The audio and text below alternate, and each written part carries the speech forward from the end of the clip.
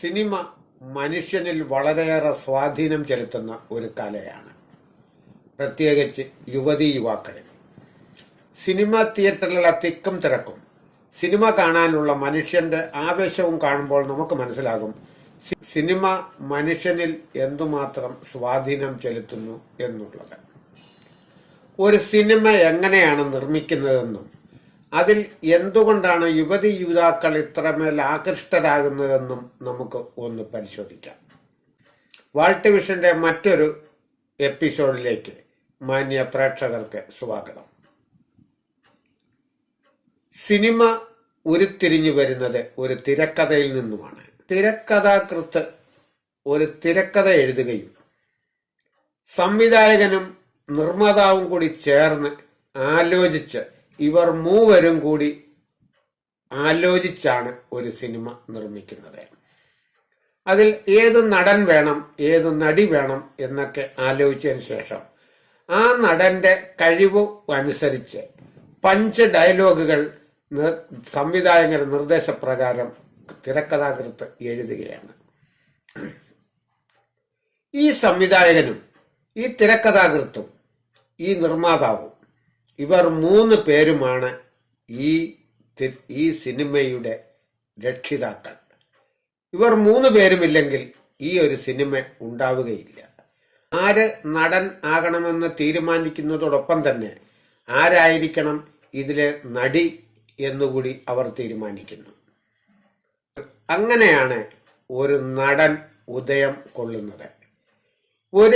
ഓരോ ഈ സ്ക്രിപ്റ്റ് യഥാർത്ഥത്തിൽ പല ഷോട്ടുകളായി ഡിവൈഡ് ചെയ്ത് നടനെ കൊണ്ട് അഭിനയിപ്പിക്കുകയാണ്.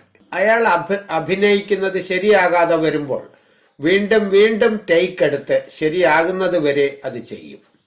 അതിലെ ഏറ്റവും നല്ല ഷോട്ടുകൾ എടുത്താണ് ഇവർ സംയോജിപ്പിച്ച് സിനിമയാക്കുന്നത്. ഈ നടനെയാണ് ഭാഗ്യവശാലോ നിർഭാഗ്യവശാലോ പ്രേക്ഷകർ കാണുന്നത്. ഈ നടൻ കാണിക്കുന്ന സാഹസികതയും പഞ്ച് ഡയലോഗുകളും നടിയോട് കാണിക്കുന്ന സ്നേഹവും അവളെ ആപത്തിൽ നിന്ന് രക്ഷിക്കുന്നതും എല്ലാം കാണുമ്പോൾ പ്രേക്ഷകർ ആവേശഭരിതരാകുകയാണ്. അങ്ങനെ കാലക്രമേണ ഈ നടനോട് ജനങ്ങൾക്ക് വീരാരാധന ഉണ്ടാവുകയാണ്. ഇതാണ് ഒരു നടനിൽ ഉണ്ടാകുന്ന പ്രത്യേകത. ഈ നടനോട് പ്രത്യേകിച്ച് യുവതികൾക്കും യുവാക്കൾക്കും അതിഭയങ്കരമായ ആരാധനയാണ്. ഇവർക്കെല്ലാം ഫാൻസുകളുമുണ്ട്. ഈ നടിമാരാണ് ഓട്ടോമാറ്റിക്കായിട്ട് ഈ നടന്മാരോട് വീരാരാധന കാണിക്കുകയും ഇവർക്ക് സമർപ്പണ ബോധത്തോടെ കീഴ്പ്പെടുവാൻ തയ്യാറാവുകയും ചെയ്യും. ഇത് സ്വാഭാവികമാണ്, സ്ത്രീ സഹജമായ ഒരു രീതിയാണിത്. എന്നാൽ ഈ സ്ത്രീകളെ ഉപയോഗിച്ചിട്ട് മിക്ക നടന്മാരും ചവിറ്റുകുട്ടയിലേക്ക് വലിച്ചെറിയുകയാണ് പതിവ്.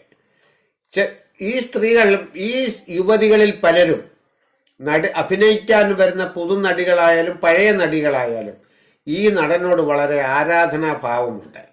കാരണം ഈ കാസ്റ്റിംഗ് ചെയ്യുമ്പോൾ ഏത് നടിയാണ് തന്നോടൊപ്പം വളരെ നന്നായി അഭിനയിക്കുന്നതെന്ന് ഈ നായക നടൻ അഭിപ്രായ പ്രകടനം നടത്തുകയും സംവിധായകനും നിർമ്മാതാവും അയാളുടെ ആവശ്യത്തിന് വഴങ്ങി അയാൾ പറയുന്ന നടിയെ ഇട്ടുകൊടുക്കുകയും ചെയ്യും.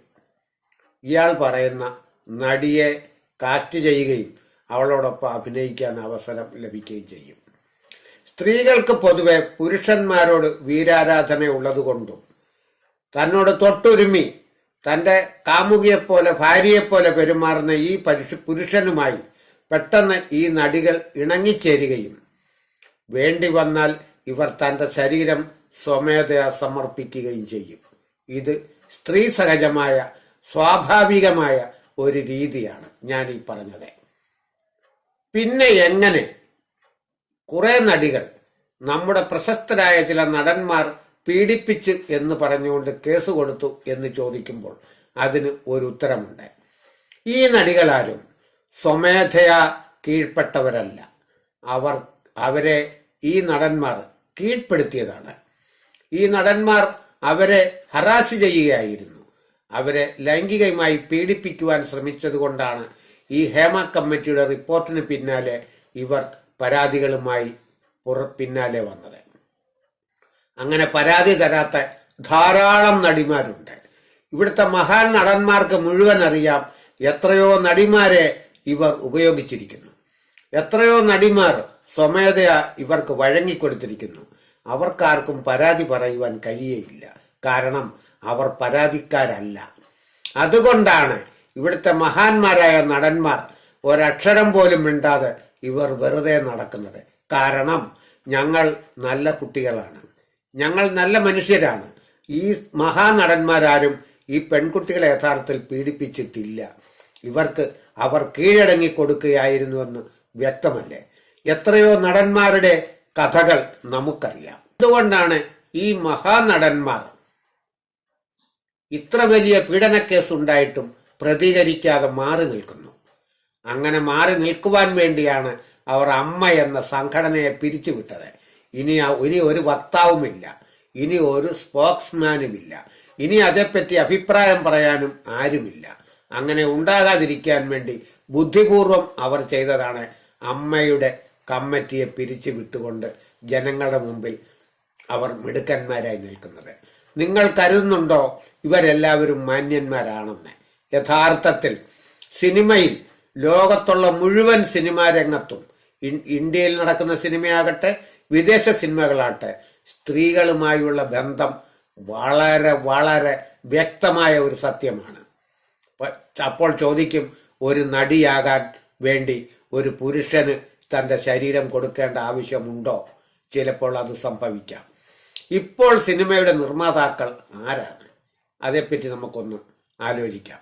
പണമുള്ള നടന്മാരാണ് സിനിമയുടെ നിർമ്മാതാക്കൾ. അവരാണ് സംവിധായകനെ വെക്കുന്നത്, അവരാണ് അസോസിയേറ്റിനെ വെക്കുന്നത്, അവരാണ് ഛായാഗ്രാഹകനെ വെക്കുന്നത്, അവരാണ് എഡിറ്ററെ വെക്കുന്നത്. സർവ്വതും ഒരു വൺമാൻ ഇൻഡസ്ട്രി പോലെ അവരുടെ കൈക്കുള്ളിലാണ് ഇരിക്കുന്നത്. അവരാണ് തീരുമാനിക്കുന്നത് എന്ത് നടക്കണമെന്ന്. അവർ പറയുന്നത് നടന്നെങ്കിൽ മാത്രമേ ചിത്രത്തിൽ ഒരു നടിക്ക് അഭിനയിക്കാൻ കഴിയുകയുള്ളൂ. അതുകൊണ്ട് ഈ മഹാനടന്മാർ പ്രതികരിച്ചേ മതിയാവൂ, ലോകത്തോട് വിളിച്ചു പറഞ്ഞേ മതിയാവൂ എന്താണ് ഇവിടെ സംഭവിച്ചു കൊണ്ടിരിക്കുന്നത്, എന്താണ് സംഭവിച്ചത്. ഈ സിനിമ എന്ന് പറയുന്ന ഈ മാധ്യമത്തിന് മറ്റൊരു ബൈലോ, മറ്റൊരു പെരുമാറ്റച്ചട്ടം ഉണ്ടാകേണ്ടിയിരിക്കുന്നു. എത്ര പെരുമാറ്റച്ചട്ടങ്ങൾ ഉണ്ടാക്കിയാലും സിനിമയിൽ ഒരു പെൺകുട്ടിക്ക് അവസരം കിട്ടണമെങ്കിൽ അവൾ ചിലതൊക്കെ കണ്ടില്ലെന്ന് നടിച്ചേ മതിയാവും. ഇതാണ് ഇവിടെ സംഭവിച്ചു കൊണ്ടിരിക്കുന്നത്. കുറെ വർഷങ്ങളായി ഇതുമായി വളരെ അടുത്ത ബന്ധമുള്ള എനിക്ക് ഇതിന്റെ ഉള്ളുകള്ളികൾ നന്നായിട്ടറിയാം. ഇത് വളരെ സത്യവും വാസ്തവവും നിങ്ങൾക്ക് വിശ്വസിക്കാവുന്നതുമായ ഒരു സംഭവമാണ് ഞാൻ ഈ പറയുന്നത്. അതുകൊണ്ട് ഒരു പെൺകുട്ടി എങ്ങനെ നടിയാകുന്നുവെന്ന് നാം ചിന്തിച്ചേ മതിയാവും. പലരും തനിക്കൊരു നടിയാകുവാൻ വേണ്ടി, തനിക്ക് പണം സമ്പാദിക്കുവാൻ വേണ്ടി, തനിക്ക് പേരും പ്രശസ്തിയും ഉണ്ടാകാൻ വേണ്ടി മിക്ക നടികളും അല്ലെങ്കിൽ മിക്കവരും തന്റെ ശരീരം കൊടുക്കാൻ സ്വയം സന്നദ്ധരാവുകയാണ് പതിവ്. ഇതിനെപ്പറ്റി ഒരു പരാതി ആരും പറഞ്ഞാലും ആരും വിശ്വസിക്കയില്ല. എൻ്റെ ഈ വീഡിയോ ഇഷ്ടമായാൽ നിങ്ങൾ ലൈക്ക് ചെയ്യുക, സബ്സ്ക്രൈബ് ചെയ്യുക, ഷെയർ ചെയ്യുക. ജനോപകാരപ്രദമായ മറ്റൊരു വീഡിയോയുമായി ഞാൻ വീണ്ടും വരുന്നതുവരെ നന്ദി, നമസ്കാരം.